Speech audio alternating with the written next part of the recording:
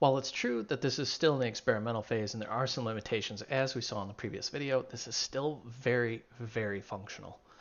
We're going to go ahead and we're going to take the code from the first video and modify it a little bit. We're going to add some buttons on the top and add some pins in Chicago, Lansing, Detroit. When we click the buttons, it'll move to that point and zoom in. Let's go ahead and get started here. All right, first thing we need to do is make our variables. We need some way of actually controlling this map. So we need a map controller.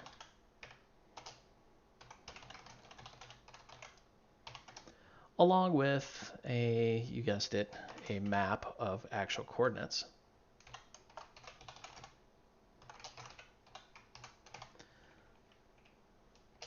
Call that chords. And let's make a list of markers.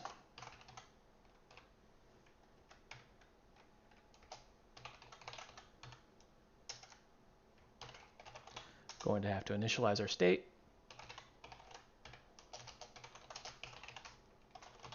Going to make the map controller. And let's go ahead and actually fill in our coordinates.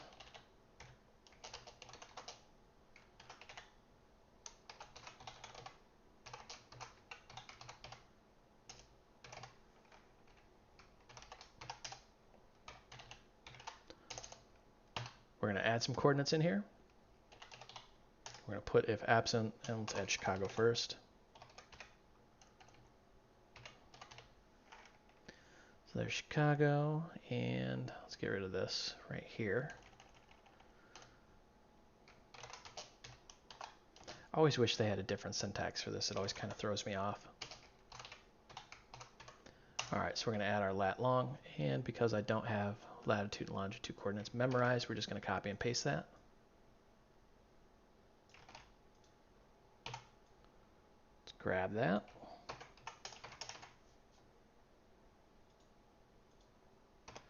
Totally missed the first letter on that. We'll add Detroit and Lansing.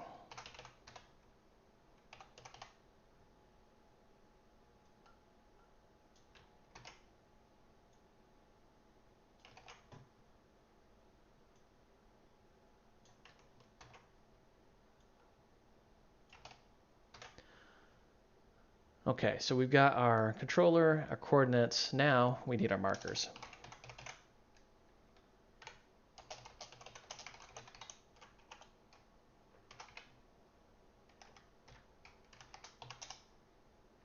Whoops, kind of got a little ahead of ourselves there. There we go, and screwed that one up too. Wow, all right, glad we caught that. That might have been a pain debugging later.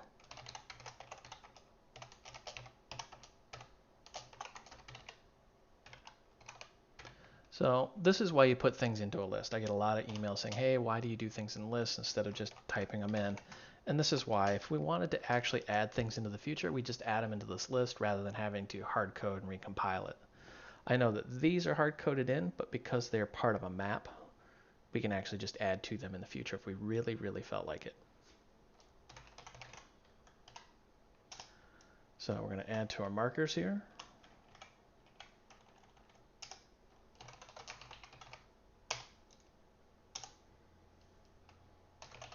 This code's going to look very similar to what we had before because, well, it is almost identical. We're just adding it into a list here.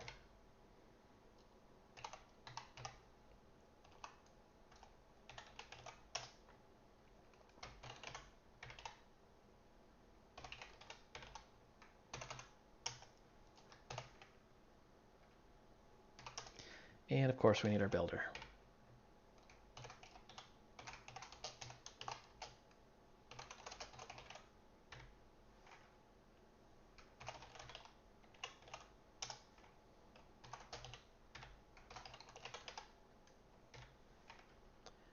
All right, so we've got everything we need in there.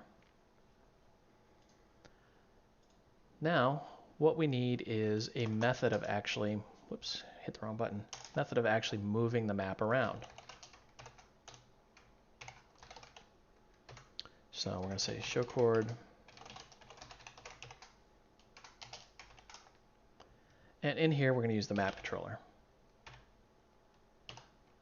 We're going to call the move function. Notice how it wants a latitude, longitude, and a zoom level. So we're going to just say chords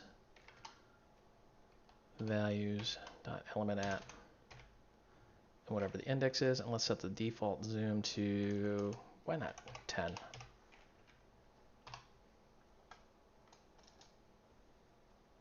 Now you should know, in order to actually use the map controller, we're going to have to modify down here. So in Flutter Map, right before our options, we're going to say map controller.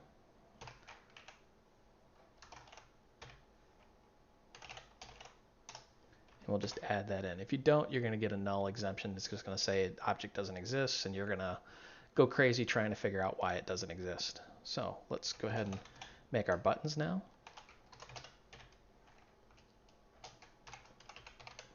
And we're going to say make buttons. And we're just going to copy this, that we don't have to type it.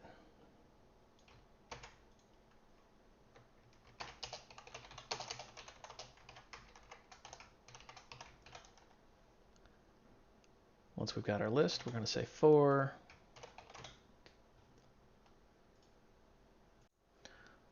int I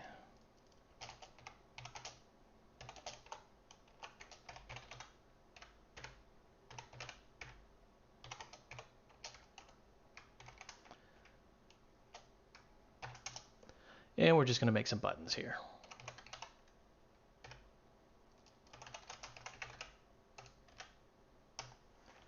And the onPressed, we want to do show chord.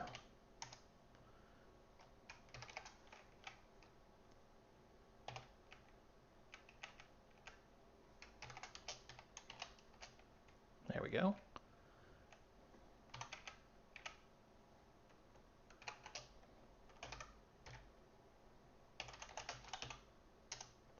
And for our text, we just want the key value here. So we'll say chords, keys, element at, and our current index.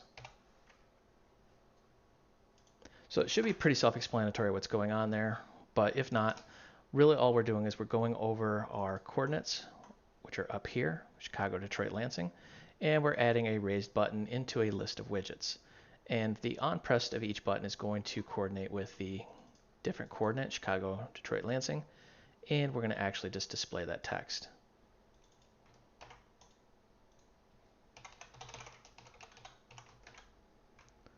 All right, we've got that in there. Now we need to finish up our interface. So we've got a flexible and a column here. Let's add it right here.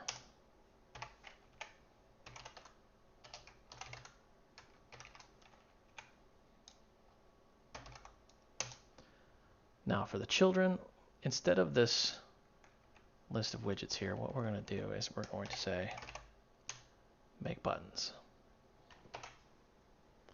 Let's actually rebuild that whole thing from scratch.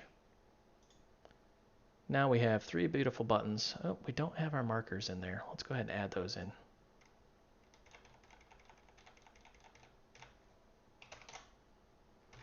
Markers equals, oops.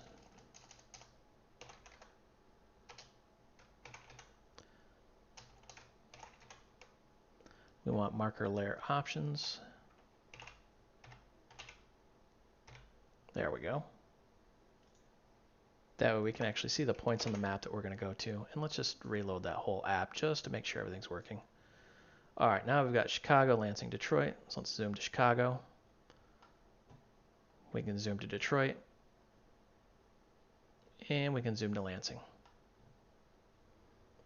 And we still have the full functionality here. We can move it around. We can click, pinch, and zoom in, zoom out, that sort of stuff. So while it may have some limitations, it's actually much more functional than the Google plugin at the time of this recording.